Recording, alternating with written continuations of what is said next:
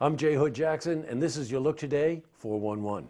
In our lead story, the Glens Falls Common Council heard from the Coalition to Save Our Civic Center and the Adirondack Sports and Entertainment Incorporated. As we reported, the two groups are vying to buy the Civic Center from the city of Glens Falls.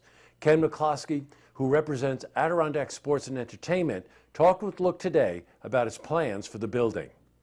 Well, very simply, there's 365 days in a year. This building gets used about 65 days a year. That means there's 300 openings to use the building.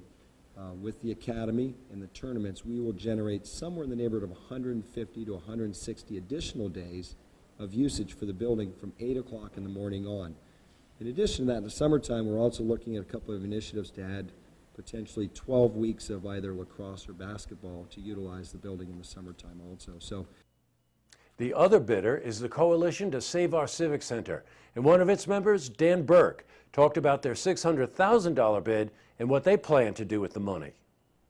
We absolutely do. We need working capital because depending on what kind of money we put down, the total bid is $600,000. We're negotiating what part of that is going to be put down in the first year or the first 12 months or something like that.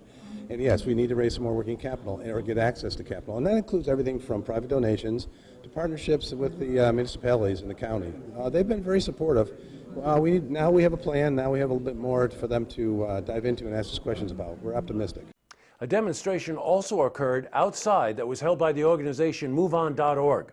Now, we will have more on this story in tomorrow night's edition of Look Today. In other political news, the latest polling for the gubernatorial race in the 21st District shows a tighter race than expected. The latest Siena poll shows Andrew Cuomo with a 44 to 35% lead over Rob Estorino in the general election. And Green Party candidate Harry Hawkins holds 12% of the vote.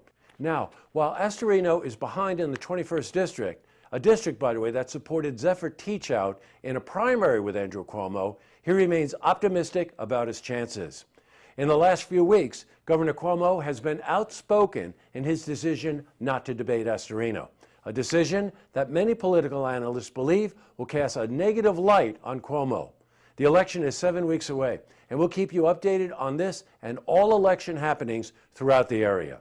Well, join me here each and every night for the stories that matter to you.